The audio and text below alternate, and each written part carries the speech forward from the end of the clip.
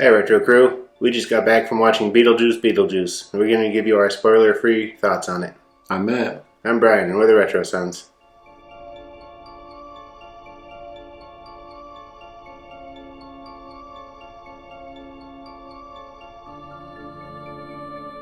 I was a little bit disappointed with this one. It wasn't as good as the first one. Yeah, I thought the same thing. There's really funny parts in it, but we do have a first one too. We'll post it up above if you want to watch that. But we were kind of close on what we thought was going to happen, I think. Close, but no cigar. For me, Beetlejuice felt really off character. Yeah. I think this is more how he was in the animated series than how he was in the first movie.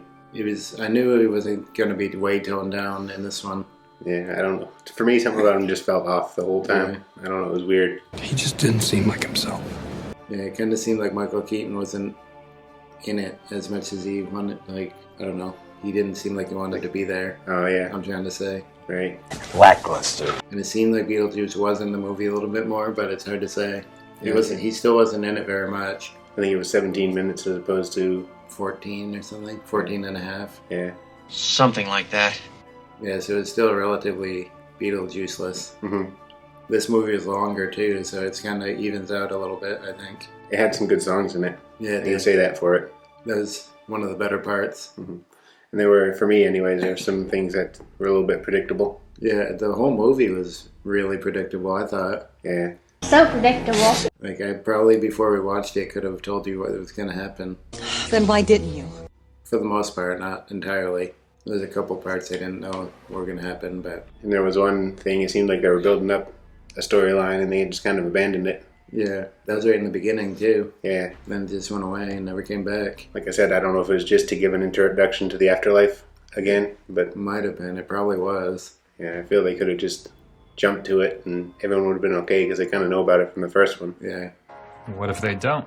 And I like in Tim Burton movies where in the beginning he always does a wide spread shot, going over the town that they're in. Mm-hmm. He does it. We watched Edward Scissorhands recently, and he did it in that. I think he did it in the original Beetlejuice. He does it in his Batman movies. Mm-hmm.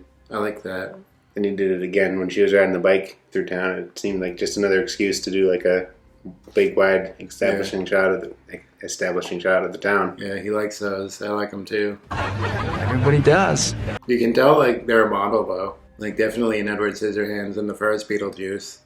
But in the first Beetlejuice, it was the model. Yeah. I think it might have been in this one too. I'm not positive, but yeah, that reminded me of another point I wanted to make. They had some good ways to explain away why people didn't return from the first one. Yeah, they didn't just leave it a mystery or anything. They actually came up with excuses, reasons. Yeah. I'm sorry, they don't usually do that.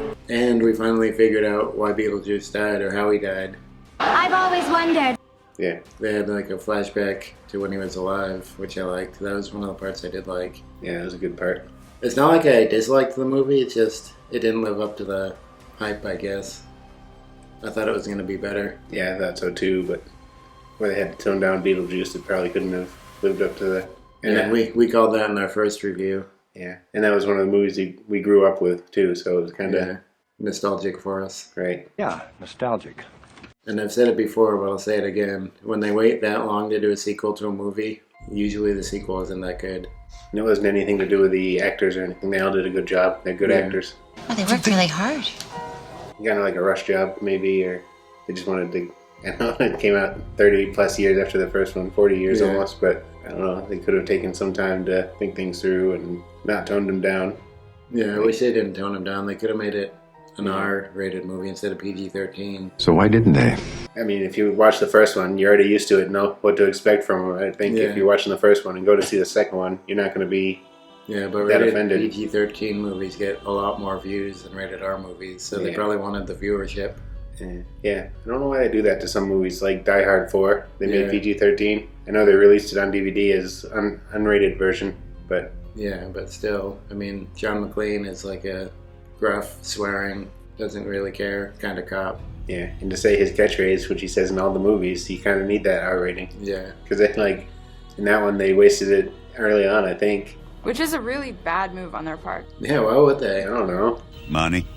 Did you only get the one F word in a PG-13? Yeah. I like how they used it in Beetlejuice Beetlejuice. Stop! Stop! Stop! Stop! Stop! Stop! Stop! Stop! Also, that was It was good. a good scene. It wasn't like terrible, like you already said. It was an alright movie. It was worth going to see, I think. Yeah, But it was okay. I just think it wasn't like as good as I thought it was going to be. Yeah, it was I think- very predictable, which I don't like when I watch a movie. I like to be surprised about some things, but still good. I mean, if you're not thinking about it too much, you may not know what's going to happen, but I think we both kind of figured it out before the movie was over, right. before the big reveal. Time for the big reveal. And I did like that one part where the flashback was like claymation. Yeah, That was funny. I think that's just because that one actor is dead now, or he I didn't think want to so. come back. Yeah, Pretty sure he's dead, but He's dead. possibly. I think that's why it was claymation, but it was weird. Yeah, it was a clever Yeah. way to get around that. And I like how it was a lot of practical effects and not computer graphics. I like that. Yeah, I think movies need to start going away from computer graphics a little bit more and making it practical effects like they used to be. Times are changing. I know it's harder to do, but yeah. Like, and Willem Dafoe's makeup was pretty good. yeah, Like how it was, you know how it was. yeah. That was done well. It wasn't like I thought CGI. so. Willem Dafoe was good in the movie too. Yeah, he's usually good in everything. Yeah. He's funny and Willem Dafoe-ish. Yeah, Willem Dafoe-ish, yeah, definitely. That's not a thing. We should trademark that. I don't know if we can. No, probably not. Turns out you can't. And they brought the sandworms back Yeah, for a little while. They looked weird though. I think Yeah, they did. they were definitely computer graphicized. probably. Was it 30 years you said it's been? 30, probably almost 40. What was it, like 88? He said 30 years in the movie, so that's why I went with 30 years, but I think it might have been more than that. Probably. It was really dark too. It was hard to tell what's going on at certain parts. Yeah, I was thinking that too. Nowadays movies seem to be darker if they're a dark movie. Well, that was always the tone of Beetlejuice anyway, like a dark gothic type movie. Yeah, all right. Tim Burton movies, really. It can still be dark and so you can see it. Yeah, good. That would be nice. I don't like when movies are like extra dark like that and you can't really tell what's going on sometimes. Right. But just small little issues I had with it. Mm. I'll probably buy it when it comes out and put it with my original. Yeah, I was thinking that too. You got to Finish complete. my collection, yeah. Yeah.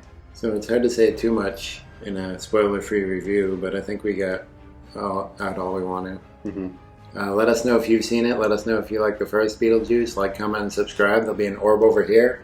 Watch one of these two videos, and we'll see you in the future. To talk more about the past.